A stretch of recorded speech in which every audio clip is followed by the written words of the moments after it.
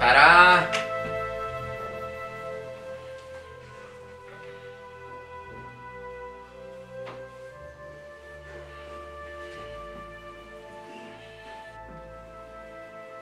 Χαρά! Τζόι! Χαρά! Ράντος!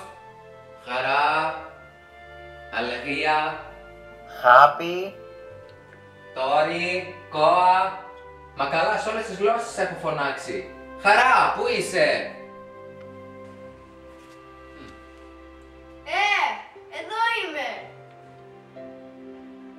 Πάνω στο πάγκο. Πάνω στο πάγκο.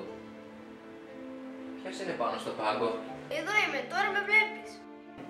Α, όχι. Όχι, όχι. Εγώ φεύγω, άντε γεια. Περίμενε. Εσύ με φώναξες. Ποιος σου μίλησε εσένα? Μα είπες χάπι. Είπα χάπι, όχι χάπι. Πάει χάπι, εμένα χρειάζεσαι. Όχι, όχι. Εγώ τη χαρά χρειάζομαι. Χωρίς τη χαρά... Στα λόγια μου έρχεσαι. Είσαι στεναχωρεμένος. αλλά με τη χαρά θα το αλλάξω. Είσαι μόνος. Ναι, αλλά με τη χαρά θα το διορθώσω. Είσαι και λίγο άρρωστος. Ναι, αλλά με τη χαρά θα γίνω καλά. Σιγά πια με τη χαρά. Δεν έχεις άλλους φίλους πριν. Αυτοί δεν ήταν φίλοι. Δεν έπαιζες μπαλίτσα. Αυτή δεν ήταν μπαλίτσα. Δεν πήγαινες βολτίτσες. Αυτές δεν ήταν βόλτες. Δώσε μου μια ευκαιρία. Καλά, μάλλον έχεις δίκιο. Αγάπη! Μα καλά, πού ήσουνε, σε έψαχνα παντού.